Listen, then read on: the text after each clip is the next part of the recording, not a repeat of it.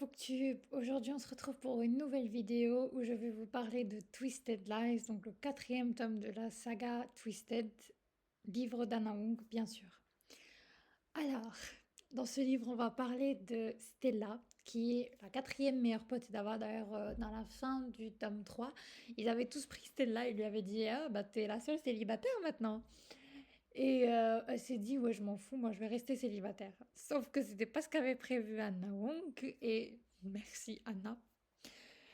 Alors, dans ce tome, on va avoir notre Stella qui maintenant habite en solo parce que je vous l'avais dit dans la vidéo précédente, elle était en colocation avec Jules.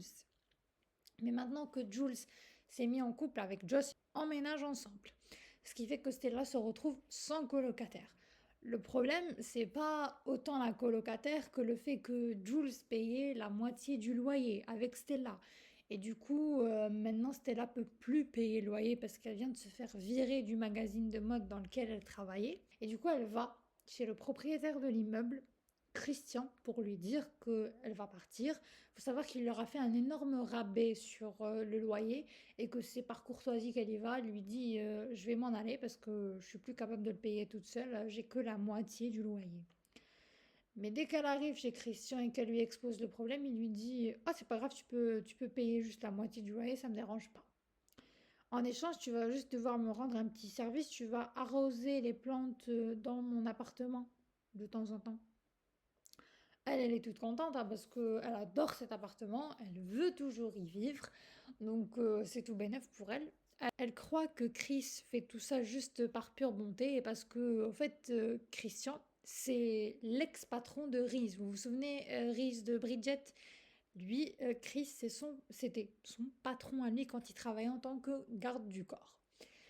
Et se dit ouais super je vais pouvoir rester dans mon appart, qu'est-ce que je peux demander de plus? Sauf que on est dans la tête de Christian aussi dans ce temps. Et on va apprendre qu'il a un énorme crush sur Stella. Et que ça fait un bail, hein. Et qu'il essaie genre d'en sortir. Il se dit ça va passer. Et mais ça passe jamais, hein. Et il est indéniablement hein, épris d'elle. Sauf que lui, si on considère que Alex est un énorme bloc de glace, Christian est un énorme bloc de pierre, en gros, Christian, pour moi, c'est clairement, vous vous souvenez de Christian Grey dans 50 nuances de Grey, c'est la version d'Anna Hong. Voilà, au lieu de Grey, il s'appelle Christian, je sais plus. Ah mon dieu, j'ai oublié son nom de famille, mais c'est clairement ça. Et c'est un moral Grey lui aussi. Christian, lui, il veut qu'elle reste parce qu'il est fasciné par elle. Il n'arrive pas à se la sortir de la tête et il comprend pas pourquoi. Et il se dit, plus je vais la connaître, plus je vais réussir à la sortir de mon système. Malheureusement pour lui, c'est tout à fait l'inverse qui se passe. Plus il se rapproche d'elle et plus elle rentre dans le système. Et un jour, il a une idée. Il lui dit, enfin, il n'y a pas une idée, hein. Un jour, Stella avait un rendez-vous galant parce que comme elle a été virée, elle doit décrocher un contrat avec une certaine marque. Et son agent lui dit, tu sais, pour décrocher des contrats maintenant, ce qui marche, c'est d'être en couple. Donc si tu arrives à te mettre en couple avec quelqu'un, ça va faire monter ta notoriété et tu pourras décrocher ce contrat avec cette marque. Et tes problèmes financiers seront réglés. Parce qu'en fait, c'est ça ses problèmes. Elle a été virée, elle doit se soutenir financièrement. Elle ne veut pas demander à ses parents parce que ses parents, c'est genre la perfection en personne. Sa sœur est chef de banque à un âge super jeune et tout. Donc pour elle, c'est hors de question d'être encore une fois la déception du lot. C'est très compliqué avec sa famille. Et du coup, elle va faire un date avec une certaine personne qui l'a attirée au début, mais plus le date passe, plus elle en peut plus de sa vie, quoi. C'est un non catégorique avec cette personne. Elle va au bar et elle est super triste. Et là débarque notre moral Grey, Christian. Et il s'assoit, il lui dit bon, bah, apparemment votre date, parce qu'elle l'avait rencontré dans l'ascenseur et elle lui avait fait tout un speech en mode les premiers baisers, un truc comme ça, avec les premiers dates, le flirt et tout. Et ensuite, il vient, il lui fait une blague ouais, ça s'est pas passé comme prévu, hein. Et elle lui dit ouais, t'as raison, je m'habille-toi sur mon sort. Et lui, il finit par lui dire mais pourquoi au fait t'es aussi triste? C'est juste un mec, comme je vous le dis, lui, il est en total crush sur elle. C'est pas encore son cas, elle, pas du tout. Alors, il se demande pourquoi. Pourquoi elle est aussi triste alors que le mec lui plaît même pas. Et elle finit par lui avouer qu'elle a des problèmes financiers, mais que aussi on découvre que sa nounou, quand elle est petite, quand elle était petite, Mora, elle est dans un hôpital, enfin pas un hôpital, c'est plus une maison pour les retraités, et c'est elle qui paye ces frais-là.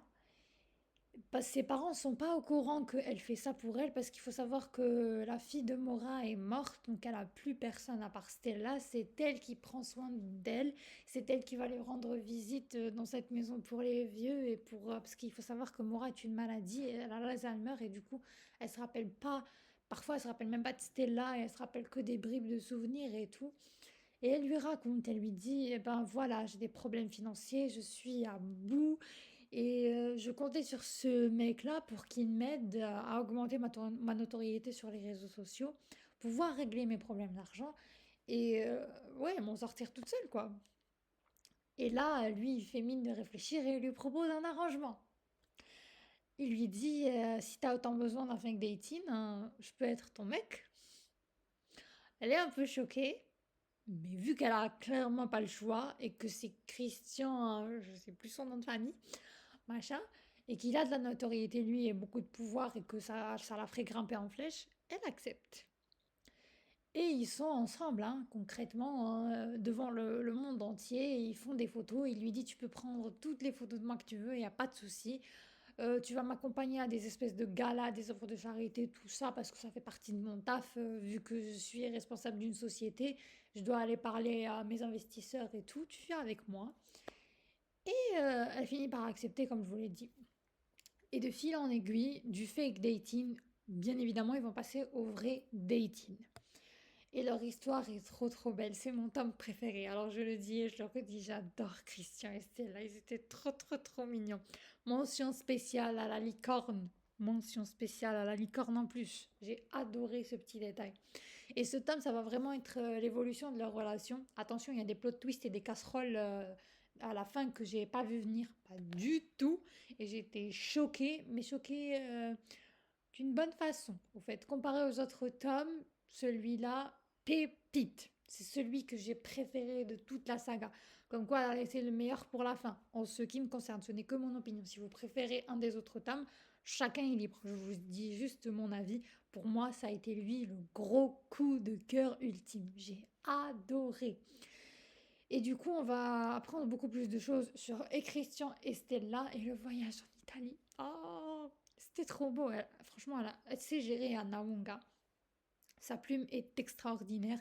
J'ai adoré. Elle m'a captivée du début jusqu'à la fin. Parfait. J'ai adoré. Parfait. C'était trop beau. Hawaï. Oh, les gars. Le chapitre où ils vont à Hawaï. Oh mon dieu, j'ai adoré. Trop, trop bien. Trop, trop beau. Bravo à Nang. Rien à dire. Et du coup, la citation que j'ai préférée dans ce tome 4, oui, je sais, c'est pas le tome 1, désolé pour ça. Le monde n'est pas noir ou blanc, même si j'aimerais qu'il le soit. Et parfois, nous trouvons notre bonheur dans les nuances de gris. Parce que comme je vous l'ai dit, Tristan, il est très très gris. Morally Grace jusqu'au bout du rouleau.